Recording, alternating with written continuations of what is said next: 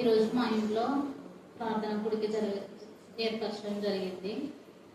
అయితే నేను జీజస్ కాల్స్కి వెళ్ళడానికి మెయిన్ రీజన్, మనం ఇక్కడ ఉన్నప్పుడు నేను సమాసంలో సండే వెళ్తాను, ట్యూస్డే చర్చికి వెళ్తాను, వీలైతే మండే అప్పుడప్పుడు ఇక్కడికి వస్తాను. స్టడీస్ పరంగా అదర్ విలేజెస్కి వెళ్ళినప్పుడు వెళ్ళలేము, ఎట్లా అయినా వెళ్ళాలి అనుకున్నాను. సో నాకు తెలిసింది అక్కడ హోసన్న కర్నూలులో, సండే వెళ్తా అక్కడికి. ఫ్రైడే రోజు వెళ్ళలేను, ఇబ్బంది అవుతుంది ఒక్కదాన్ని అంటే. సో ఇంకా జీజస్ కాల్స్లో మేము 10th నుంచి అలవాటు అనమాట. సడన్గా మధ్యలో వెళ్ళలేకపోయినాము, మళ్ళీ డిగ్రీ అప్పుడు స్టార్ట్ చేసినాము. సాటర్డే అక్కడ ఫాస్టింగ్ ప్రేయర్ ఉంటుంది, నేను అలా అక్కడికి అలవాటు అయిపోయినాను. లాస్ట్ 1 month బ్యాక్ అసలు నేను అనుకోకుండా అక్కని ఆశాక్క గారు నేను ఒకసారి గుడికి రావాలి అన్నారు. సరే వెంటనే సరే అనేసిన. కానీ అప్పటి నుంచి ఇప్పటి వరకు నాలో ఒక టెన్షన్. మెయిన్ సహవాసం నాది ఇక్కడ కరుణాపీఠం. అక్కకి చెప్పాలి, అక్కకి ఇన్ఫార్మ్ చేయాలి ఫస్ట్, అక్క ఏమంటారు అనే భయం ఆ రోజు నుంచి ఈ రోజు వరకు ఉంది నాకు. ఒకవేళ అక్కకి చెప్తే ఏమంటారు, ఒకవేళ అక్క వద్దంటే మళ్ళీ అక్కడ అక్కకి ఏం చెప్పాలి నేను అంటే. అక్క కావాలని ఏం వద్దన్నారు. కొద్దిమంది వింటున్నాం ప్రతి మెసేజెస్లో అబద్ధపు బోధకులు, అబద్ధపు ప్రవక్తలు అని. సో అట్లా దాని పరంగానే వద్దంటారు, కానీ ఇంకా వేరే విధంగా ఏం కాదు. అట్లా అని చెప్పి నిన్న ఇంకా కన్ఫర్మ్ కాలేదు. ఇక్కడ నుంచి వెళ్ళిన తర్వాత మళ్ళీ ఆశాక్క గారికి ఫోన్ చేసిన, అప్పుడు కన్ఫర్మ్ చేసేసినారు టుమారో వస్తాను. అక్కకు కూడా చెప్పమన్నారు. ఆ టైంలో ఎలాగైనా సరే అక్కకి చెప్పాలి, రేపు అక్క వచ్చేలోపు ఇన్ఫార్మ్ చెయ్యాలి ఫస్ట్ అక్క అన్న ఇదితో నైట్ నేను మనకి ఇక్కడికి వచ్చినాం. అక్క సరే పిలిపించుకో ఆశాక్క, ఓకే నాకు తెలుసు అన్నారు. అయినా ఇంకా 50% బ్యాలెన్స్ టెన్షన్. అక్కని అక్క మీరు రండి అంటే అక్క అప్పుడు అంతగా రెస్పాండ్ అవ్వలేదన్నమాట అని ఇంకా భయంగానే ఉంది. మార్నింగ్ నేను బయటికి వెళ్ళిన, అక్క మా ఇంట్లో ఉన్నారు. నేను అంటే అక్క మా ఇంట్లోకి వచ్చే టైంకి నేను ఇంట్లో లేను, మీరు అక్క దగ్గర ఉన్నాను. నేను అక్కని పిలుచుకురావడానికి వెళ్ళి అక్కని ఒక్క నిమిషం మా ఇంట్లో చూసేసరికి రిమైనింగ్ 50% టెన్షన్ ఉన్నాలో ఎప్పుడు పోయిందో ఏమో తెలియదు, కంప్లీట్గా వెళ్ళిపోయింది. నేను సాక్ష్యం చెప్పడానికి మెయిన్ రీజన్ అదే. అక్కకి ఎలా చెప్పాలి, అక్కకి ఎలా చెప్పాలి, ఇదే నా ఆలోచన అంట 1 month నుండి. సో ఏ ప్రాబ్లం లేకుండా దేవుడు అద్భుతకరంగా ఈరోజు కార్యం జరిగించినాడు. దేవునికి నామమునకు మహిమకరంగా జరిగించుకున్నాడు. అందుని బట్టి దేవునికి నిండు వందనాలు తెలియజేస్తుంది. The name of Jesus will come out with the power of the Holy Ghost and we rebuke the news and brought right into of Nazi.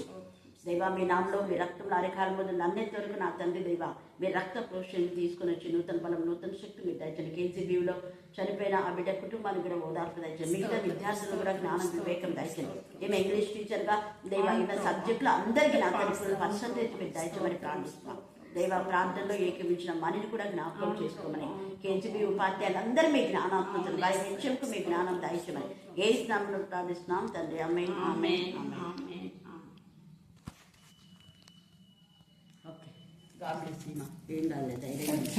అంత భయపడితే నాకు ఉండదు అట్లా ఏమంటే తండ్రి. అది మరి నిశ్చితమైతే సిసి చర్చలో జరుగులాగా మార్గం చాలా చేయండి. అర్ధరాత్రి అన్ని కూడా అన్ని కూడా మేము దయపరచమని ప్రార్థిస్తున్నాం. దేవాలందరినీ అలాగనే సునీత వాళ్ళ ఇంట్లో జరిగిన మీటింగ్ బట్టి కూడా మేము చేస్తున్నాం. ఇంకా అనేక గృహాల్లో వాక్యపరచడం జరగడానికి అనేక గృహాలు నా ప్రభా నీ నామను గర్భపరచులా కూడా నా తన కుటుంబ దేవాలందరినీ కేజీబీ మా ప్రభ నా తల్లి మరి మేడం అతని ఇంగ్లీష్ మేడం సుమిత్ర మీకు జ్ఞాపకం చేసుకొని ఆమెలో ఉన్న భయంకరమైన భయం అలజడి కలవరం వేసిన గర్తించడమే మీకు ఆచరిస్తున్నాం.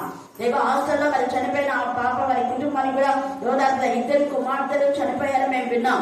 దేవ దుష్ట శక్తులు దురాత్మల ప్రేతాత్మల సమూలు లయకొచ్చమని ప్రార్థిస్తాం. అనేక దురాత్మలు నా ప్రభనాథని టార్గెట్ చేసే దుష్ట శక్తుల నుంచి మీరు విడిపించమని ప్రార్థిస్తున్నాం. దీర్ఘకాల వ్యాధుల నుంచి మీరు విడిపించారు. క్యాన్సర్స్ నుంచి cancer, TB, back pain, stomach pain, ulcer దేవనందరి మరింతని బాడీ పెయిన్స్ నా తండ్రి టెక్నికల్ నా ప్రభావం దేవంతని జ్ఞాపకం చేసుకోండి తండ్రి. నిరీక్షణ జ్ఞాపకం చేసుకొని పూర్ణ స్వస్థత మీరు దయచేది కాక. అలాగే టైఫాయిడ్ క్యాన్సర్ తో ఎంత సఫర్ అవుతున్నారు వారందరినీ మీ రక్తాన్ని ప్రవహించి మీరు స్వస్థపరిచి యెహోవాగా ఉన్నందుకు మీకు వందనాలు స్తుతులు స్తోత్రం చెల్లిస్తున్నాం. ప్రాంతంలో ఏకీభవించిన ప్రతి బిడ్డని బట్టి మేము స్తుతిస్తున్నాం. దేవా నా తండ్రి యుఎస్ఏ నుంచి నా ప్రభ నా తండ్రి వారి అమృత నా ప్రభ నా తండ్రి ఇమానుయేల్ మా తండ్రి వారి యొక్క రిజర్వేషన్ విషయంలో అలాగే ఎలాంటి ప్రాబ్లమ్స్ రాకుండా నా తండ్రి సింగపూర్ నుంచి లతా దత్తు నా ప్రభ వారందరూ కూడా నా ప్రభ నా తండ్రి క్రిస్మస్ సెలబ్రేషన్స్ కి రాబోతుండగా మీ కృపాసనం దయచేయగా 14 వారి కుమారుని విషయంలో మీరే కృపాసనం దయచేయండి. యుఎస్ఏలో వారికి క్షేమ స్థితి మీరు ఇచ్చారు. ప్రతి ఆలోచన నుంచి మీరు విడిపిస్తున్న అనేక ప్రాంతంలో దేవా వర్షంలో నా తండ్రి వరదల నుంచి మీరు కాపాడుతున్నారు. అందుకే ఎంత స్థుతించా కూడా తక్కువే బ్రహ్మ దేవ. అలాగే చిన్నరాజు పాస్టర్ ఆపరేషన్ మాత్రమే మీరే సక్సెస్ చేయండి. వినాలే చిన్న శక్తులు మీరు లేపరచమని ప్రార్థిస్తున్నాం. దాన్ని చూద్ద అనేక మంది నా ప్రభావ సేవకులు నా ప్రభావ బలహీనత ఏ స్థానం కొట్టివేమని ప్రార్థిస్తున్నాం. స్తోత్రం. డాక్టర్ స్టీవెన్ ప్రశాంత్ మీ జ్ఞాపకం చేసుకొని మరి ప్రార్థన విన్నపం మధ్య వారి పిల్లల వివాహ విషయంలో మరి స్టీవెన్ కూడా నా తండ్రి నాకు ఇచ్చిన గొర్రెలు చెప్పండి. మరి చెప్పాలి నా తండ్రి నాకు ఇచ్చిన గొర్రెలు. మళ్ళీ చెప్పండి నా తండ్రి తండ్రి అయిన దేవుడు పరలోకముందు నా తండ్రి నాకు ఇచ్చిన గొర్రెలు నాకున్నాయి. మరి మీ తండ్రి ఎవరు? తొందరగా చెప్పారా? ఏసయ్య. మరి ఏసై నీకు గొర్రెలు ఇచ్చినాడా లేదా? ప్రశ్న మీరే, జవాబు మీరే ఇసుకోండి. ప్రతి ఒక్కరు ఏసయ్య ఈ మాట చెప్పినటువంటి ఈ మాట శిష్యులందరూ కూడా అదే మాట ప్రకారమే అనేక గొర్రెలను ప్రభువులోకి నడిపించారు. అంటే మనం పరలోకముందున మా తండ్రి అంటాం. నువ్వే నా తండ్రివి, నువ్వే నా తల్లివి అని మనం అంటాం. ప్రభువా నువ్వే నా తండ్రి తల్లి సరిగా లేకుండా నువ్వు నా తండ్రివి అని ఇంకా ఒట్టి మాట కాదు. ఒట్టి మాటలతో మనం పెదవులతో దేవుని తండ్రి అని పిలవటం కాదు. నిజంగా ఆయన తండ్రి అయితే ఖచ్చితంగా ప్రతి ఒక్కరికి గొర్రెలు ఇస్తాడు. మన తల్లి ప్రతి ఒక్కరికి పనిని ఎలా కేటాయిస్తుందో, మన తల్లి ప్రతి ఒక్కరికి ఏ విధానంలో భోజనాలు సిద్ధపరుస్తుందో, అలాగే పరలోక తండ్రిని మనం తండ్రి అని పిలిచినప్పుడు ఆ తండ్రి ఖచ్చితంగా అందరికీ ఎవరి గొర్రెలు వాళ్ళకి ఇస్తాడు. 12 మంది శిష్యులకు ఎవరి వాళ్ళకి ఇచ్చి చెదరిపోయి వాళ్ళంతా చెదరిపోయి భారతదేశానికి ఒకరిని పంపించారు. ఎవరిని పంపించారు? మరి తోమాకు ఎవరి గొర్రెలు? మనం అందరం. అర్థమైందా? తోమా చెప్తాడు, ప్రభు తండ్రి నాకు ఇచ్చిన గొర్రెలందరూ నేను కాపాడుతున్నా. మరి ఈ రాత్రి తోమాకు దేవుడు ఇదిగో వీళ్ళందరూ నా గొర్రెలు. మరి నువ్వు ఎవరు చెప్తున్నావు గొర్రెలు? అందుకని ఇక్కడ నా తండ్రి ఏసై అంటాడు వీళ్ళందరూ అక్కడంతా చాలా గొప్ప జన సమూహం ఉంది. ఆ జన సమూహం అంతా కూడా ఏసై చేసిన సూచక్రియలను విని వాళ్ళందరూ ఏసైని వెంబడిస్తుంటే వీళ్ళకందరూ కూడా తొట్టిగానికి ఏమైపోతుందంటే వాళ్ళకందరూ సిగ్గుపోతుంది అనమాట. ఏంది ఇంత పెద్ద మందిరం పెట్టుకొని మందిరంలోకి రాకుండా వీళ్ళంతా కూడా మేమంతా శాస్త్రము మేమంతా కూడా ఆ పిహెచ్డి చేసినాం, ఎంపీ చేసినాం, డాక్టరేట్ చేసినాం, ఏమేమో చేసినాం. మా దగ్గరికి వచ్చి వీళ్ళు వాక్యాన్ని వినకుండా ఎక్కడెక్కడో పోతున్నారే అని కుళ్ళుతో ఏసై పైన నేరారోపణ చేయడానికి వాళ్ళు చూడండి. అక్కడ 22వ వచనం, ఆలయ ప్రతిష్ట పండుగ యెరూషలేములో జరుగుచుండేను. అది ఎప్పుడు అంతా అది చెప్పండి. ఏ కాలము కదా? మన పెళ్లిల కాలంలో పెళ్లి గురించి దేవుడు మాట్లాడతాడు. శీతాకాలంలో ఆ సిచ్యువేషన్. శీతాకాలం అంటేనే ఏసైక జననం మనకు గుర్తొస్తుంది. అక్టోబర్ నుంచి చాలా ప్రదేశాల్లో ఫారిన్ కంట్రీస్ లో అక్టోబర్ నుంచి స్టార్ట్ అవుతాయి. మన మన భారతదేశంలో అయితే నవంబర్ నుంచి స్టార్ట్ అవుతాయి. మన వాళ్ళు ముఖ్యంగా ఈ యొక్క మలేషియా ఆ ప్రాంతంలో కొంతమంది, మహారాష్ట్ర ఇక్కడ వాళ్ళందరూ కూడా నవంబర్ నుంచి స్టార్ట్ చేస్తూ ఉంటారు. ఆలయ ప్రతిష్ఠిత పండుగ యెరూషలేములో జరుగుచుండేను. అది శీతాకాలం. అప్పుడు యేసు దేవాలయంలో సొలొమోను మంటపమున తిరుగుచుండగా యూదులు ఆయన చుట్టూ పోగారు. ఎవరు పోయినారంట? వీళ్ళకి ఇంకెప్పుడు పని లేదు. ఎప్పుడు చూడ ఏసైని టార్గెట్ చేయడానికే చేస్తుంటారు. వాళ్ళు యూదులు కాదు, కానీ యూదులు అయితే ఏసయ్య యూదుడే. మరి యూదుడైన ఏసైని సపోర్ట్ చేయాలి. నిజంగా వాళ్ళు దేవుని తండ్రి అని పిలిస్తే తండ్రి అయిన కుమారుడైనటువంటి ఏసైని సపోర్ట్ చేయాలి. వాళ్ళు నిజంగా తండ్రి అయిన దేవుని తండ్రి అంటున్నారా, కానీ తండ్రి పంపిన కుమారుడే సపోర్ట్ చేయడంలా. అందుకనే వాళ్ళు యూదులే కానీ యూదులు కాదు అనేది తేల్చి చెప్పేస్తారు ఇక్కడ. చూడండి, ఎంతకాలం మమ్మల్ని సందేహం పెట్టారు, నేను క్రీస్తు అయితే మాతో స్పష్టంగా చెప్పుమా అన్నారు. అందుకే ఏసేమన్నాడు, ఇద్దరు చెప్పిందనే ఎన్నిసార్లు చెప్పాలా మీకు? ఎన్నిసార్లు చెప్పాను. తండ్రి అయిన దేవుడు పంపినాడు కాబట్టి ఈ సూచక్రియలు జరుగుతున్నాయి. అక్కడ ప్రజలు కూడా ఎంతో మంది అన్నాడు, ఈయన దయ్యం పట్టినోడు అంటే, దయ్యం పట్టినోడు అయితే దయ్యాలను ఎందుకు వెళ్ళగొడతాడు? దయ్యం పట్టిన వాళ్ళకు దయ్యాలు పోతాయా? ఇద్దరు దయ్యం పట్టిన వాళ్ళని చూసి పక్కన పెడితే ఇంకొక దయ్యం పట్టినామని వెళ్ళగొడుతుందా? ఎప్పుడన్నా చూసినారా? ఎప్పుడైనా చూసినారా? చూడలేదు. అదే దయ్యం పట్టినటువంటి వాళ్ళు దయ్యాలకు అంటే లోపడే విధానంలో వాళ్ళకు దేవుని శక్తి లేకపోతే కేవలమే యాజకుడి యొక్క వాళ్ళు ఎవరి కుమారులు అంటే యాజకుడి కుమారులే. యాజకుడు అంటే కుమారులు భయంతో భక్తితో పెంచాలి. తండ్రి ఏ విధానంలో పవర్ ఆఫ్ అథారిటీలో ఉంటాడో కుమారులు కూడా అంత పవర్ ఆఫ్ అథారిటీ ఉండాలి. ఎందుకు అంటే ఇప్పుడు చాలా మంది యాజకులు అనే వాళ్ళు అప్పుడు పాత నిబంధనలో ప్రకారం అయితే ఆ యాజకులందరూ కూడా ఒకరి తర్వాత వాళ్ళ పిల్లలు వాళ్ళ మనవరాలు యాజక ధర్మాన్ని నిర్వర్తించేవాళ్ళు. సాధోకు సద్దది అలాగా, కొన్ని రోజులు కహాతీయులు అలాగా, కొందరు పాటలు పాడడానికి ఇలాగా. అయితే వాళ్ళు యాజకుని కుమారులు కానీ అస్సలు దేవుని భయం లేదు.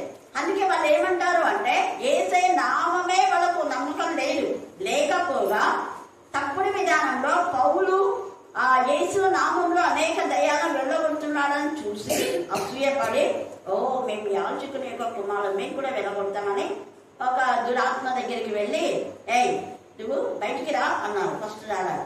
తర్వాత ఏమన్నారు? పౌలు ఏం చెప్పినాడు అని మనకు గుర్తిస్తున్నాడు. పౌలు ప్రకటించు యేసు తోడు బయటికి రా అంటే యేసు తోడు అన్నారు కదా. అందుకని అవి ఏమంటాయంటే యేసు పేరు చెప్పినావు కాబట్టి మేము బయటకు వస్తున్నాం.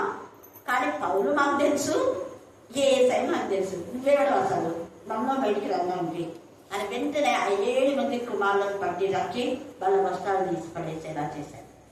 వాళ్ళ చర్మం అంతా కూడా రక్కి పెట్టేసినాయి. దయ్యాలు లోపలికి పోయి దయ్యాలు బయట కనపడవు.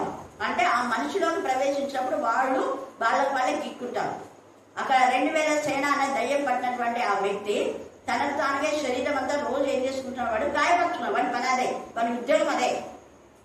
రోజు రాయి తీసుకొని గోక్కోవడం అదనమాట. అరవడం, కేకలేయడం, సంఖ్యలతో కట్టేసినా కూడా ఆ సంఖ్యలు వాడు ఏం చేయలేకపోయినా ఆ దారిన ఎవరు పోతున్నా కూడా వాళ్ళతో గొడవ పడ్డం, ఇదే వాళ్ళ పని. అంటే దురాత్మల పని అలాగనే ఉంటది. అయితే ఇక్కడ యేసయ్య అన్నాడు కదా, నా గొర్రెలైతే నా స్వరాన్ని వింటాయి, నా గొర్రెలకు నేను ఏం చెప్తా చేస్తాను, పొమ్మంటే పోతాయి, రమ్మంటే వస్తాయి. అవి దురాత్మలైనా కూడా లోపడతాయి.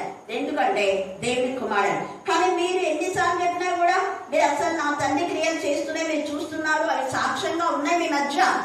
మీరు ఆ క్రియలు చేయరు, మీరు దయను వెళ్ళగొట్టరు, మీరు రోగులను స్వస్థపరుస్తారు. వేరే వాళ్ళు రోగులు బాగైతున్నాయని, వేరే వాళ్ళు దయ్యాలు వెళ్ళిపోతున్నాయని ప్రభు నామం నమ్మి ఆ దైవజనుల దగ్గర వెళ్తే మీకు కడుపులో ఉంటారు. అది అందుకే యేసయ్య తేటగా ఇక్కడ మాట్లాడు. నేను చెప్పినాను కదా, విసుగుతో అంటున్నాడు. అయితే మీరు నా గొర్రెలను చేరిన వారు కారు. ఇంకేప్పుడు చెప్తున్నాడు, మీరు నమ్మరు. ఒకటి, ఎవరైతే నమ్మరో వాళ్ళు దేవుని పిల్లలు కాదు, గుర్తుపెట్టుకోవాలి. తర్వాత అయితే మీరు నా గొర్రెలో చేరిన వారు కాదు. నా గొర్రెల అయితే నా దగ్గరికి వస్తాయి. నేను అదే అంట, నా గొర్రెలు కాను నా దగ్గరికి రాదు. ఈరోజు మధ్యాహ్నం చెప్పినాను కదా మని పలానా వాళ్ళు ఒకప్పుడు వచ్చేవాళ్ళే, రావడం లేదు, సంథింగ్ రాంగ్. వాళ్ళు దేవుడికి విరోధంగా ఏదో ఉంటారు, అందుకనే రావడానికి వెంటనే పాపని తీసుకుంటా. అవునక్క నీ దగ్గరికి రావడం మాత్రం చాలా భయం. ఎంత భయంతో వచ్చింది. అక్కడ చనిపోయిన వాళ్ళ స్టూడెంట్స్ చూడడానికి వెళ్ళి చూసింది. ఇక రాత్రి నిద్ర లేదు, కలవడం ఆమె. తర్వాత ఎంత భయపడుతుంది ఈ పాపం అని ప్రేర్ చేసిన తర్వాత ఇప్పుడు ధైర్యంగా ఉన్నా అంటే ఇంకా మీరు చేసినారు కదా మేడం, ధైర్యం వచ్చేసింది. ఏకీభవించింది మళ్ళీ కూడా. నేను ఒక్కదాన్ని కాదు, మళ్ళీ మా టీంతో కూడా చేపిస్తాను. అందుకే గుర్తు చేసింది మనం. హల్లెలూయా, హల్లెలూయా. నేను చేసే దానికంటే ముందు నీ పరిస్థితి విజ్ఞాపన చేయ, ఆత్మ నీ పక్షంగా విజ్ఞాపన చేస్తున్నాడు. కాబట్టి ధైర్యంగా వెళ్ళమాట. ఇంగ్లీష్ టీచర్ చాలా ధైర్యంగా ఆమె వెళ్ళింది. దేవుడికి స్తోత్రం. ఎందుకు అంటే నా గొర్రెలు నా దగ్గరికి, ఒక విశ్వాస దగ్గరికి వచ్చినాయంటే వాళ్ళ గొర్రెలు వస్తారు. మరి జీఎస్ కాలేజ్ లో ఆశ నన్ను అక్కడికి పిలిపించింది 2-3 టైమ్స్. అక్కడ మెసేజ్ ఇచ్చిన ఆమె వచ్చింది నాకు తెలియదు, అనుకోకుండా వచ్చేస్తాను. వచ్చేసి ఇక్కడ ప్రేర్ చేస్తుంటే ఎంత ఫుల్ఫిల్ అయిపోయారు వాళ్ళు. పరిశుద్ధ ఆత్మతో శక్తి ఎంత సంతోషం అయిపోయింది. ఆ ఆత్మ అంటే స్వరాన్ని వింటాయి. అందుకే వాళ్ళ చెల్లెలు ఆవిడ నేను ఎవరికంటే ఎవరు అంటే నాకు ప్రేరేపణ ఇస్తున్నాడు దేవుడు అనింది. పల్లెల్లే దేవుడు ఆశీర్వదించి ఇచ్చినాడని పెట్టుకొని ఉంటాను బైక్లో చూపిస్తాను. ఎందుకు అంటే దేవుడు తన పిల్లలను తన దగ్గరికి పంపిస్తాడు. కొన్ని కొన్ని సంవత్సరాలు నేను జిఎస్ కల్చర్ ఇక్కడ టాకింగ్ మన తిరుపతిలో ఈ మధ్యలో చెప్పాను. ఎందుకు నేను ఈ మాట చెప్తున్నా అంటే దేవుడు వాళ్ళని ప్రేరేపణ కలుగొచ్చేసి పంపిస్తాడు. దేవుడి ప్రేరేపణ లేని వాళ్ళు రావు. అందుకని వాళ్ళు రాలేదంటే వాళ్ళు రాలేదు అంటే నేను చెప్తా నాకు గొర్రెలు కాదు కాబట్టి రాలేదు. ఎవరైనా అంటారు పలానా వాడు వచ్చినా అంటే వాళ్ళు నాకు గొర్రెలు కాదు, నా గొర్రెలు అయితే వస్తాయి. హల్లెలూయా హల్లెలూయా. అయితే దేవుని గొర్రెలు అయితే ఇక్కడ యేసయ్య అంటున్నాడు నా గొర్రెలు నా దగ్గరికి వస్తాయి, నా గొర్రెలు కాని వారు మీరు నన్ను నమ్మరు అంటే విశ్వాసం లేదు మీకు.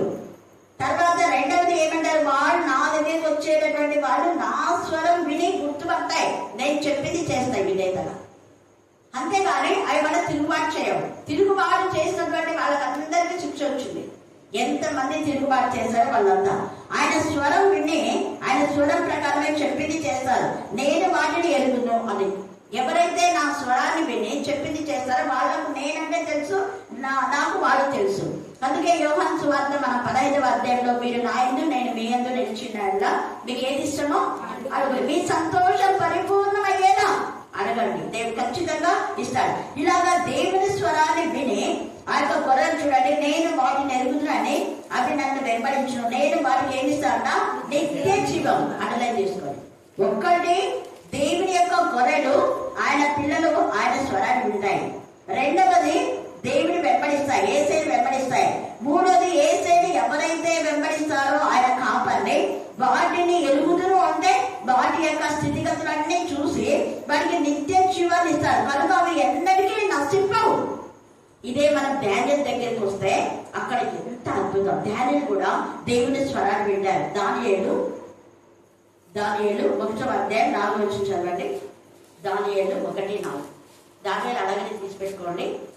రాజు అస్పెనసోను తన నపుంసకుల అధిపతిని పిలిపించి అతనికి ఇలాగ ఆజ్ఞాపించెను, ఇశ్రాయేలీయుల రాజవంశములలో చూడండి, ఇశ్రాయేలీయులలో రాజవంశములలో ఎవరన్నా ముఖ్యులు. రాజవంశం వీళ్ళు రాజులు. యూదులు అంటే రాజులే, లేవీలు అంటే యాజకులు. అప్పుడు ఎక్కడ పాత యేసు ప్రభు చనిపోయి తిరిగి లేచే వరకు యాజకులు లేవీలు.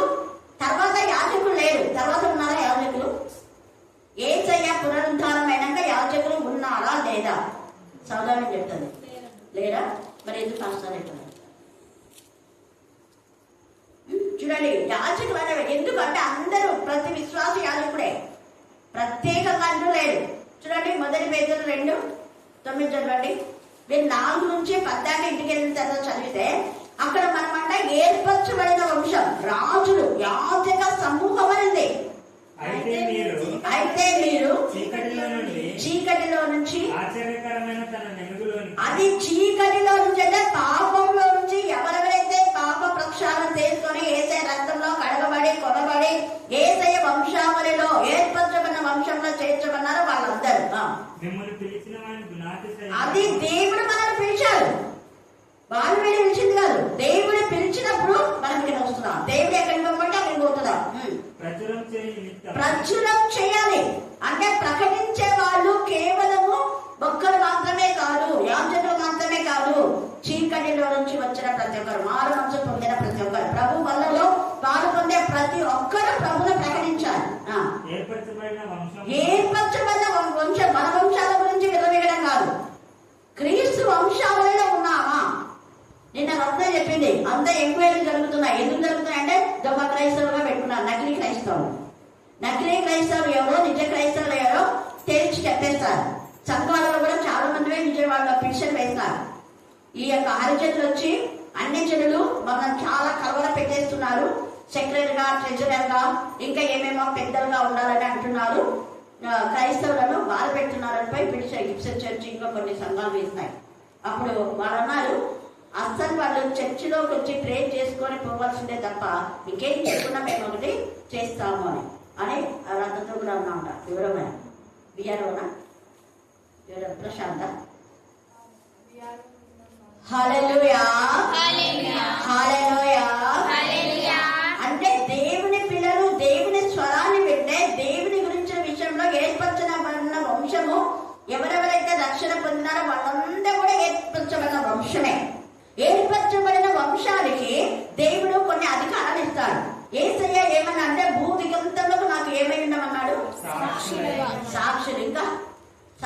జనులను ఏం చేయాలా? కదా, మరి శిష్యులుగా ఉండే వాళ్ళంతా ప్రభువును ప్రకటించాలి. ప్రభు వల్ల ఇవ్వాలా వద్దా? మీరే కాదు, మీరంతా యేసుప్రభు శిష్యులా కాదు? కాదేమో కదా, మీకందరికి ఉంది. అందుకనే నేను ఇక్కడ ప్రత్యేకంగా ఒక్కరికే ప్రభు వల్ల ఇవ్వడానికి ఇవ్వను, అందరూ ఇవ్వడానికి ఇస్తా. ఎందుకు? రక్షణ పొందిన వాళ్ళందరూ. ఎవరిక్కడ గొప్ప కాదు. మందిరంలో మేము గొప్ప అనుకునే వాళ్ళను తీసి అక్కడ పడేస్తారు. గొప్ప అనుకున్నటువంటి నెబుకద్నెజరు ఆ యొక్క చెట్టును ఏం చేసినాడు దేవుడు? అది వృక్షం తీసి నరికి పడేస్తాడు. అందరం ఒక్కటే. హల్లెలూయా, హల్లెలూయా. అందుకే గలతీలో మన స్త్రీ అని పురుషుని హెల్లెనుడని గిరిచేస్తున్నని ఏ భేదము లేదు. అనేక మందికి ఆజ్ఞాపిస్తున్నారు స్త్రీలకు. మీరు సిఎస్ఐ చర్చిలో చూస్తే బిషప్ తల్లి పుష్పలత గుల్లమ్మ చాలా మంది తెలిసేది. తర్వాత ఇక్కడికి వచ్చింది. అప్పుడు రత్నవాళ్ళు కూడా ఉన్నారు. 3 days ఇక్కడ ఉండి బిషప్ తల్లి ఆమె ప్రభునందు నిద్రించింది. అక్క 3 days వాళ్ళ ఫ్యామిలీతో వచ్చింది. ఉన్నారు కదా మీరు? అప్పుడు మర్చిపోయింది. ఉన్నారు. కార్లు, పెద్ద కార్లు వచ్చింది. గుంటూరు నుంచి వచ్చింది ఆమె. అంటే పుట్టింది రాంది కడప, యాక్చువల్గా కడప. అక్కడికి వెళ్ళి అక్కడి నుంచి మళ్ళా దేవుడు ప్రేరేపణ ఇచ్చినాడని ఇక్కడికి వచ్చింది. 3 days. జ్యోతి అక్క ప్రభునందు ఆమె కూడా బిషప్ తల్లి. చూడండి, ఆమెతో దేవుడు మాట్లాడి నీ దగ్గర 3 days ఉండాలని ప్రభు ప్రేరేపింపజేసినారా అని వచ్చింది. చనిపోయే ముందు ఇంకా 1 year ఆమె చనిపోతుంది అన్నప్పుడు వాళ్ళంతా దేవుని చేత అభిషేకించబడ్డ వాళ్ళు. అక్కడ పురుషుడని స్త్రీ అని లేదు. నేను పురుషుడిని అభిషేకిస్తా అని చెప్పినాడు దేవుడు? ఎక్కడ చెప్పలేదు.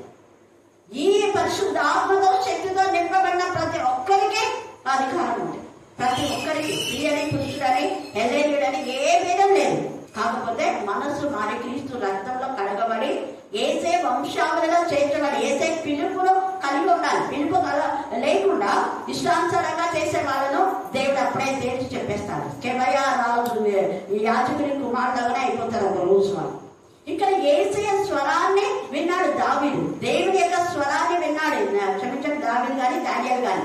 అందుకే వీళ్ళు యూదులలో రాజులైనటువంటి వాళ్ళు మళ్ళీ ముఖ్యులు ఉండేవాళ్ళు. ఎంత తేలిగా తీసుకొస్తున్నాడు. అప్పుడు చూడండి, దానియేలు గురించి మనం చాలా విషయాలు నేర్చుకోవచ్చు. 2వ అధ్యాయం 18వ వచనం చూడండి. తాను తన స్నేహితులను తక్కిన జ్ఞానులతో నశింపకుండా, ఇక్కడ ఏమన్నాడు? నశింపవు. యేసయ్య అంటాడు, నా గొర్రెలు నా చేతి నుంచి ఎవ్వరు నశింపరు. అలాగే ఒక విశ్వాసి తాను నశించడు, వేరే వాళ్ళు కూడా నశించకుండా వాళ్ళను గద్దిస్తాడు, బుద్ధి చెప్పాడు, ప్రార్థన చేస్తాడు. హెచ్చరిక. ఇక్కడ దానియేలు మీరు 18 నుంచి ఇవన్నీ ఎవిడెన్స్ రాసుకోండి. 18 నుంచి 23 దాకా చదివితే నశింపకుండానట్లు మీరు మనమందరం కలిసి ప్రార్థన చేయడం హెచ్చరిక. మనలోకి హెచ్చరిక నచ్చదు, మాకేం చెప్పొద్దు అంటున్నారు. అని హెచ్చరిక చేస్తారు. ఈక్వల్ గా దానియేలుతో ఈక్వల్ గా ఉన్నా కూడా దానియేలు 3 స్నేహితుల హెచ్చరిక చేస్తారు. మీరు ప్రార్థన చేద్దామా? మనతో పాటు మిగతా జ్ఞానం కూడా నశించకూడదు. దేవుని పిల్లలకు ఇంకొకరు నశించకూడదని వాళ్ళు గద్దిస్తారు, హెచ్చరిస్తారు, బుద్ధి చెప్తారు. వీళ్ళైతే శిక్షిస్తారు. దేవుడు కూడా తను ప్రేమించే వారిని శిక్షిస్తారు. కానీ మన వాళ్ళకు శిక్ష వద్దు, గద్దింపొద్దు, హెచ్చరికవద్దు, ఏమద్దు. తప్పుడు సమర్థించే వాళ్ళు కావాలి. అలాంటి బోధకులు అయితే చాలా ఇష్టం. ఇక్కడ దానియేలు ఎంత ఇదిగా 18 నుంచి 23 దాకా చదివితే అక్కడ తర్వాత 46 చదవండి. 2:46.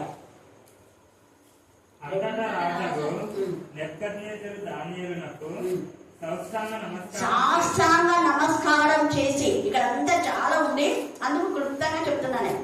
మీరు తర్వాత చదువుకోండి. దానియేలు ఎప్పుడైతే దేవుని సన్నిధిలో ప్రార్థన చేశారో స్నేహితులతో కలిసి కళ భావం చెప్పేసినప్పుడు ఒక రాజు చూడండి, ఒక రాజు బానిసగా ఉన్నారు వీళ్ళు. అయితే వీళ్ళు జీవం గల దేవుని కుమారుడు అని దేవుని యొక్క శక్తిని వాళ్ళు చూశారు. వాళ్ళు చిన్నవాళ్ళే, రాజు కంటే చిన్నవాళ్ళైనా దేవుని శక్తి వాళ్ళలో ఉంది. వాళ్ళు కలిసి ప్రార్థన చేశారు, హెచ్చరికను వాళ్ళు స్వీకరించారు. అందుకని దేవుని యొక్క శక్తి వాళ్ళకు వచ్చినందుకు దానియేలు చూడండి, దానియేలుకే రాజు సాష్టాంగ నమస్కారం చేశారు. అది దేవుని పిల్లల యొక్క లక్షణం అంటే. తర్వాత అతన్ని పూజించి నైవేద్య ధూపములు అతనికి అర్పించి ఆజ్ఞాపిస్తాడు. తర్వాత అతనికి మంచి శ్రేష్టమైన వస్త్రాలు, బంగారు గొలుసు, ఇంకా ఏమేమో చెప్తున్నాడు 2వ అధ్యాయంలో. తర్వాత 3వ అధ్యాయంలోకి మనం వస్తే 3వ అధ్యాయం 25వ వచనం చదవండి. అందుకు రాజు, నేను నలుగురు మనుషుల బంధకంలో, అక్కడ మళ్ళా ఇక్కడ దానియేలు చనిపోకుండా దేవుడు కాపాడినాడు. తర్వాత మళ్ళా దానియేలు హెచ్చించినాడు, ప్రధాన మంత్రుల కంటే ఎక్కువగా చేశాడు. అప్పుడు మిగతా వాళ్ళకందరూ కూడా అసూయైపోయింది. అంతే, మనలో కూడా ఎవరైనా ఒకరిని బాగా ప్రేమిస్తే మిగతా వాళ్ళకంతా అసూయ. అలాగే అసూయ అయిపోయి దానియేలు స్నేహితుల పైన వాళ్ళు నేరారోపణ చేస్తారు. అలా చేసి ఆ ముగ్గురిని అగ్నిగుండంలో వేయడానికి పోయిన వాళ్ళ చచ్చిపోతారు. కానీ వాళ్ళ ముగ్గురిని వేస్తే నలుగురు కనపడుతున్నాడు. ఇవి ఆశ్చర్యపోతుంది. మనం వేసింది ముగ్గురే కదా, ఎందుకు? వాళ్ళు దేవుని స్వరాన్ని విన్నారు. మేము ఈ యొక్క విగ్రహానికి మొక్కం సాగిరపడం, నా దేవుడు రక్షించకపోయినా దేవుని స్వరాన్ని వాళ్ళు వింటున్నారు. నేను కాపాడుతాను. ఒకవేళ కాపాడకపోయినా మేము ఇక్కడ ఉన్నాం, అక్కడైనా ఉన్నాం, ఒకటి. అది దేవుని స్వరాన్ని వినేవాళ్ళు దేవుని మాటకే విధేయత చూస్తారు. అమ్మ రాజు చెప్పినాడు, అమ్మ వాళ్ళు చెప్పినారు, వీళ్ళు చెప్పినారు, పోకూడదు అనుకుంటూ ఉంటారు. దేవుని స్వరాన్ని విన్నారు, దేవుని మాటకి విధేయత చూపిస్తారు, ఎంత కష్టమైనా. అందుకే అక్కడ రాజు అంటున్నాడు, నలుగురు కలుపడుతున్నారు. అక్కడ ఆశ్చర్యపోయింది ఆయనకు. 20 నుంచి 29 దాకా మీరు తర్వాత చదువుకోండి. తర్వాత ఇక్కడ మనం చూస్తే 4వ అధ్యాయం 1 నుంచి కొంచెం చదవండి. లోకమంతటా నివసించు సకల జనులకు అండర్లైన్ చేసుకోండి. సకల జనులకు అంటే దావీదు ఆ స్నేహితులు అందరూ కూడా, వాళ్ళేమో అగ్ని పరీక్షలో నిలబడినారు, ఈయననేమో మరి సింహం బోర్లో. వీటన్నిటిలో దేవుడు ఘనమైన విజయాన్ని వీరికి ఇచ్చినందుకు ఇప్పుడు ఏం చేస్తున్నా అంటే సకల జనులందరూ కూడా దేవుణ్ణే, ఈ యొక్క దానియేలు దేవుణ్ణే, సజీవం గల దేవుణ్ణే, జీవం గల దేవుణ్ణే, మహోన్నతమైన దేవుణ్ణే ఆయనే సేవించాలి అని ఒక తాకీదు పంపిస్తాడు. మరి అప్పుడంతా ప్రపంచం అంతా దేవునే సేవించింది కొన్ని సంవత్సరాలు. మళ్ళా దేవుడికి విరోధమైన రాజు వచ్చేసరికి మళ్ళా మర్చిపోయి లోకానుసారంగా లోక మర్యాదను అనుసరిస్తున్నారు. అంతే, ఇలానే జరుగుతుంది. చదమ్మా. దేశస్థులకును చూడండి, సమస్త దేశముల వాళ్ళకి ఆయా భాషలు మాట్లాడే వారికి రాజు ఇలా సెలవిచ్చినాడు, మీకు క్షేమాభివృద్ధి కలుగును గాక. సర్వోన్నతుడగు దేవుడు నా ఎడల చేసిన అద్భుతములను సూచక క్రియలను మీకు తెలియచేయటకు నాకు మనసు వెంటనే తాకి పంపించాడు. మనము జరిగిన 6 నెలలకు కానీ సాక్ష్యం చెప్పాం. ఒక రాజు ఎంత అలర్ట్ అయిపోయినాడు. ఊరికే సాక్ష్యం ఇవ్వడం కాదు, ఆయన సాక్ష్యం ఎక్కడికి వెళ్ళింది? సకల దేశంలోకి. మరి మన సాక్ష్యం మన వీధిలో ఎవరికైనా చెప్తున్నావా? వీధిలో ప్రతి వీధిలో అందరికీ తెలిసిందా? తెలకూడదని మార్పు చేసుకుంటుంది. చిన్నగా ఇక్కడ చెప్తాం, లేకపోతే ఒకరోజు చెప్పి లేకపోతే సాక్షి చెప్పి అందుకనే మళ్ళీ పోయి రాగాలు ఎందుకు వస్తాయంటే అమ్మ చెప్పి ఇక్కడ సకల దేశంలోకి నాకు ఆయన అంతా పరిస్థితి అంతా చెప్పేసుకున్నాడు. నాకు చేసిన మేళలన్నీ కూడా ఆయన చెప్పేసుకున్నాడు అక్కడ. అలాగనే మనం చూస్తే ఇంకా చాలా చాలా విషయాలు ఉన్నాయి. మీరు రాసుకొని 5వ అధ్యాయంలో కూడా 5వ అధ్యాయం 17వ వచనం చదువుదాం. అందుకు దానియేలు ఇట్లా, నేను నీ దానములు నీ యొద్ద ఉంచుకొను, నీ బహుమానం మళ్ళీ ఎవరికైనా ఇవ్వు. అయితే నేను ఈ రాతను చదివి దాని భావమును రాజులకు తెలియజెప్పను. ఎందుకంటే మర్మములు తెలిపేది దేవుడే. దేవుడి దగ్గర ప్రార్థించి చెప్తానని చెప్పాడు, చెప్తున్నాడు. ఆయన ఏమేమో దానాలు వేసాడు, అవన్నీ నువ్వు ఎవరికైనా ఇష్టం. కానీ నేను నా పని దేవుడు నాకు చెప్పింది చేయమని చేస్తాను. అక్కడనేమో నెబుకద్నెజర్ రాజు హెచ్చించి పట్టు వస్త్రాలు, కిరీటము, గొలుసు అందించినా కూడా తీసుకున్నాను. కానీ ఇక్కడ ఎందుకు అలాగన్నాడు అంటే దానికోసమే ఆశించి చేశాడని అనుకుంటారని చెప్పాడు. నీ ఇష్టం, నాకేం తక్కువ లేదు, దేవుడు సమృద్ధిగా ఇచ్చిన. హల్లెలూయా, హల్లెలూయా. వాటి కోసం నేను చెప్పాను, నువ్వు క్షేమంగా ఉండాలని నీ కోసం ప్రార్థన చేశాను. జ్ఞానులు చనిపోకూడదని వాళ్ళ కోసమే ప్రార్థన చేశాను. నువ్వేమో ఎవరికోసం చేస్తున్నావు? నీ ఇంటి కోసం, నీ ఇంటి కోసం, నీ కోసం ఏడ్చాడు. మనం ఎవరి కోసమే. అక్కడ రాత్రంతా ఏడ్చేశారు వాళ్ళు. దానియేలు వాళ్ళ ఫ్రెండ్స్ అందరూ కలిసి ఏడ్చి దేవుని సంతం మొదలు పెట్టారు. మనం ఎవరంటే ఒక చిన్నదానికి ఏడిపోయాడు. ఓకే, ఎట్లా వస్తుంది రక్షణ అంటే రక్షణ పొందిన వ్యక్తులకు మరొక రక్షణ పొందిన వ్యక్తి కోసం మాత్రమే ఏడవాలి. వీళ్ళు అయ్యో మేము చస్తామే అని ఏడ్చినారా ఏమన్నా? మనతో పాటు జ్ఞానం నశించకుండానే ఏడ్చేస్తున్నారు దేవుని సన్నిధిలో. యాకోబు కూడా ఏడ్చేస్తున్నాడు. ఏమైనా ఏడ్చినాడు? అయ్యో దేవా నాకు అది ఇది కావాలన్నా దేవుని యొక్క ఆశీర్వాదం కోసం తప్పు చేశాను, ఒప్పుకున్నాడు, నేను మోసగానే తనే ఒప్పుకున్నాడు. మరి మనం ఒప్పుకుంటున్నామా మనం చేసిన లోపాలు? తప్పు నాదే అని మనం అంటున్నామా? అస్సలు బతుకున్నాము. వేరే వేరే వాళ్ళ మీద నేరారోపణ చేస్తున్నారు. అందుకని అయితే ఆయన గొర్రెలు ఆయన స్వరాన్ని, ఇక్కడ దానియేలు దేవుని స్వరాన్ని విని ఇక్కడ ప్రతి రాజుకు ధైర్యవేషు కానివ్వండి, నెబుకద్నెజరు, బెల్షస్సరు, కోరేషు వీళ్ళందరి విషయంలో దేవుడు మేలు కలిగేలా చేశాడు. అందుకే దానియేలు ఎంత హెచ్చించినా అంటే అలాగనే 8వ అధ్యాయం దానియేలు 25 వచ్చిన చదవండి.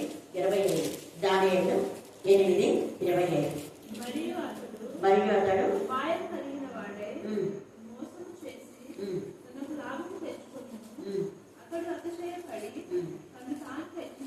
అది మోసం చేసి అతిశయపడి తను తాను హెచ్చించుకుంటే వచ్చేదండి. అదే అలాగ చేసినందుకు ఆయనకు శిక్ష వస్తుంది.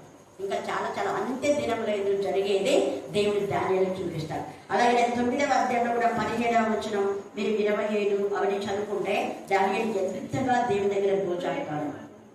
10వ అధ్యాయం 1 నుంచి 5 దాకా కూడా మీరు చదువుకోండి. తర్వాత టైం లేదు కాబట్టి తర్వాత దేవుడికి విరోధంగా ఎవరు మాట్లాడినా అస్సలు ఊరుకొని వీడు. దేవుడికి విరోధమైన పని మేము అస్సలు చేయం. నువ్వు రాజువైతే ఎవరైతే నువ్వు చెప్పింది తప్పు, రాజునైనా ఖండించే వారంగా మనం ఉండాలి. గలతీయులకు రాసిన పత్రిక 2వ అధ్యాయంలో మీరు ఇంటికి వెళ్ళిన తర్వాత మీరు 1 నుంచి చివరి దాకా చదివితే అక్కడ అపోస్తులైనటువంటి పౌలు పేతురుని గద్దిస్తాడు. ఎందుకు గద్దిస్తాడు అంటే పేతురు యొక్క అపరాధాన్ని అక్కడ తెలియజేస్తాడు. చూడండి 2వ అధ్యాయము గలతీ 2వ అధ్యాయంలో ఉంటుంది.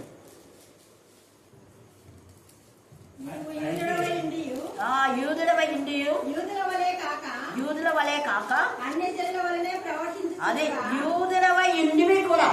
ఈ మాట ఒకవేళ నువ్వు పాస్టర్ అయ్యింది, నువ్వు చక్క పెద్ద నువ్వు ట్రెజర్ అయ్యింది, నువ్వు ఇలా చేస్తావా అంటే దేవుడు యూదులు అని అనుకుంటున్నావు, కానీ యూదులాగా ప్రవర్తించే క్రైస్తవులు అంటున్నావు, కానీ క్రైస్తవులాగా లేదు, అన్ని జనులాగా ప్రవర్తిస్తున్నావు. పౌలు ధైర్యంగా దేవుని స్వరాన్ని విని డైరెక్ట్ గా మాట్లాడుతున్నాడు. పౌలు పేతురుతో సరి చేస్తున్నాడు. అయ్యో పేతురులో మాకు చెప్తే వాళ్ళు చెప్తే విన్నారు, వీళ్ళు చెప్తే విన్నారు, మేము ఏడ వినాలా అన్నది. అక్కడ పేతురు విని పౌలు మాటలకు గమ్మున ఉన్నాడే కానీ ఒక్క మాట మాట్లాడు. అంత పెద్దోడైనా ఎందుకంటే యథార్థంగా మాట్లాడుతాడు అక్కడ పౌలు. 11వ వచనం నుంచి అయితే కేఫా అంత్యోక్యకు వచ్చినప్పుడు అక్కడ అపరాధిగా తీర్చబడేను. గ్రంథంలో రాయబడింది. పేతురు ప్రభు నేను నీ శిష్యుడం కదా, పౌలు కంటే నేను ముందటి వాడిని కదా, నేను అన్ని అద్భుతాలు చేసినాడు, జీవగ్రంథం నన్ను అపరాధి అంటే ప్రజలంతా ఏమనుకుంటారు అన్నాడు ఆయన. దేవుడే రాసి పెట్టాడు, నువ్వు అపరాధమే పేతురు, అపరాధే. నువ్వు పిరికంలాగా అక్కడ వాళ్ళందరికీ ఏసై ఎవరు అని చెప్పాడు, అదే రాసి పెట్టాడు. ప్రభు నేను ఎంత పెద్ద సైన్ కదా, నేను అపోస్తులైనటువంటి ఆడుగా నన్ను చేయబోతావు కదా, అప్పుడు ఇదంతా ఇంటే వాళ్ళు ఏమనుకుంటారు ప్రజలు అన్నాడా? అన్నాడు. పాపాన్ని కప్పిపెట్టుకోవడం ద్వారా ఏ ప్రయోజనం? ఆ తర్వాత పేతుడు దేవుడు బహుగా అవ్వాల పౌలు పేతుని ఎంత గౌరవిస్తాడు, పేతుడు కూడా పౌరుని ఎంత గౌరవిస్తాడు. అందుకే నువ్వు యూదుడవు కదా, యూదుడవై ఉండి నువ్వు ఇలా చేయొచ్చునా అని అదంతా ఉందన్నమాట. ముఖాముఖిగా అతన్ని ఎదిరించితిని. ఏలైనగా యాకోబు వద్ద నుండి కొందరు రాకమునుపు అతడు అన్ని జనులతో భోజనం చేయించుంటాడు, కానీ వారు రాగానే సున్నతి పొందిన వారికి భయపడి వెనుక తీసి వేరైపోయాను. ఇదే వేషధారణ అంటే నకిలీ క్రైస్తవం చేసే పని అదే. ఎవరు లేనప్పుడు అక్కడ బలి అనిపించింది పోయి తింటుంటారు. మైకలు చెప్తున్నాను నాకు, అందరు పోయి అక్కడ తింటున్నారక్క, నన్ను కూడా ఏమంటే నేను తిన్నాను అన్న. మరి చెప్పకుండా వాళ్ళకు సగంలో ఇవ్వకూడదు చెప్పాను. చూడండి బలి అనిపించున్నారు. తిన్నాలప్పుడు కూడా ఆ దగ్గర ముద్దలు వేస్తున్నారంట. ఇంకొకటి అయ్యకుండా ఉత్సా ఏదో అక్కడ కూడా పోయి సిగ్గులు అక్కడ తింటారు. మళ్ళీ చర్చలు వచ్చి అల్లెలు వేస్తుంది, చేతులు ఎత్తండి, పాడండి, చెప్పడండి. దేవుడు ఒక్కరోజు అంటాడు. ఇక్కడ పౌలు అయితే చూసిన వాళ్ళు గద్దించాలి, గద్దించకపోతే దేవుడిని ఖచ్చితంగా లెక్క అంటాడు. అందుకని ఇక్కడ తప్పు పౌలు ఎంత ఇదిగా అక్కడ అంటున్నాడు, వాళ్ళ వచ్చిన తర్వాత నువ్వు వెనకపోయావా, తక్కిన యూదులు అతనితో కలిసే నువ్వు ఇలా చేస్తున్నాడే మిగతా యూదులు కూడా ఏం చేస్తున్నారు, మేము కూడా తింటే పర్వాలేదు కానీ వాళ్ళు కూడా తిన్నారు. చూసావా, నువ్వు పెద్దోడు నువ్వు వచ్చి వీళ్ళ దగ్గర తింటుంటే వాళ్ళు కూడా తింటున్నారు. ఒక కాపర ఇంటి నువ్వు ఇలా పాల్గొన అయితే మిగతా వాళ్ళు ఏమైపోతారు, గొర్రెలు వెలుగొర్రెలు. తప్పుడు బోధన చేస్తే ఎట్లా? వాక్యంలో ఉందా స్త్రీలు ప్రభు వల్ల ఇవ్వకూడదు, పురుషులే ఇవ్వాలి అనందా? యాజకుడు అని అంట, యాజకుడు అనేదే లేదు కొత్త నిబంధనలో ఉందా? మనమంతా ఎవరమన్నాడు యేసయ్య? సహోదరులము అన్నాడు, శిష్యులము అన్నాడు, మీరు బోధకుగా పిలవబడద్దు అన్నాడు. దేవుడు చేస్తాడు మనల్ని రాజుగా యాజకులు ఎప్పుడు అంటే కొత్త అవకాశం, కొత్త భూమి వచ్చిన మీరు రాజులని యాజకులుగా ఉంటారు. హల్లెలూయా, హల్లెలూయా, హల్లెలూయా. అప్పుడు మన వంశాలు ఎత్తిపోతాయి. యేసయ్య వంశమే అంటది. క్రీస్తు వంశావళిలో మనం చేర్చబడతాం. అందుకని ఇక్కడ తక్కిన యూదులను అతనితో కలిసి మాయా వేషం వేసుకుని కనుక బర్నబా కూడా వారి వేషధారణము చేత మోసపోయాం. చూసావా, మోసపోయే బోధకు మీరు ఉన్నారేమో, జాగ్రత్త. దేవుడు లెక్క అడుగుతాడు. తప్పుడు బోధన చేసే వాళ్ళని ఖచ్చితంగా మనం ఖండించాలి. ఖండించకుండా ఆ బోధన వినేవాళ్ళు కూడా దేవుడు లెక్క అడుగుతాడు. తర్వాత చూడండి ఏమన్నా, వారు సువార్త సత్యం చొప్పున క్రమంగా నడుచుకునక పోగా నేను చూచినప్పుడు అందరి ఎదుట అడలం చేసుకోండి, అందరి ఎదుట అన్నాడా, సీక్రెట్ గా గద్దించినాడు. ఎందుకు ఎందుకు అందరి ఎదుట అన్నాడు? అది మిగతా వాళ్ళు ఈ పని చేయకూడదు అని మనల్ని అందరి ఎదుట అంటుంటే అని అంటున్నారు. ఏసైనా అందరి ఎదుట ముఖాన్నే మీరంతా చిన్నపడిన సమాధులు, మీ నాలుగు కింద సర్ప విషయం ఉంది వేషధారులారా అని 8 సార్లు అన్నాడు ముఖాన్ని. అందుకే అందరి ఎదుట చూడండి ఎంత చక్కగా ఇక్కడ చెప్తున్నాడు. అందరి ఎదుట అంట, అందరి ఎదుట కేఫాతో నేను చెప్పినది ఏమనగా, నీవు యూదుల వలె కాక అన్ని జనుల వలె ప్రవర్తించుచుండగా అన్ని జనులు యూదుల వలె ప్రవర్తింపవలనని ఎందుకు బలవంతం చేయుచున్నావు అంటే సున్నతి చేసుకోమని చెప్పింటాడు. సున్నతి ముఖ్యం కాదు కదా, హృదయ సంబంధమైన సున్నతి ముఖ్యం. వాళ్ళ హృదయాన్ని మార్చుకున్నారు, వాళ్ళ హృదయం శుద్ధీకరణగా ఉండి దేవునికి ఇష్టంగా జీవిస్తున్నారు. దేవునికి ఇష్టంగా లేకపోతే అప్పుడు నువ్వు చెప్పొచ్చు అన్న విధానంలో అక్కడ మాట్లాడతారు. కాబట్టి మనము దేవుడి యొక్క పిల్లలమైతే ఆయన తండ్రి అంటే మనకు దేవుడి ఇచ్చిన గొర్రెలను మనం కాపాడాలి. వారు మన స్వరాన్ని వినేలా మనం చూడాలి. వారు వినకపోతే అవి మన గొర్రెలు. గుర్తుపెట్టుకుంటే ఒకటే అయినా వింటే మన గొర్రెలు, వినకపోతే మన గొర్రెలు కాదు. అవి సర్పసంతతి సర్ప మాటలు ఉంటాయి. దేవుని పిల్లలు మాట వింటారు. దేవుని మాట విని దేవునికి లోబడి తప్పు చేసే వారిని ఖండించే వారంగా ఉందాం. దేవుడి లేఖన కాలం దేవుడి ఆశీర్వదించుగాక. ఆమేన్, ఆమేన్. చివరి ప్రార్థన.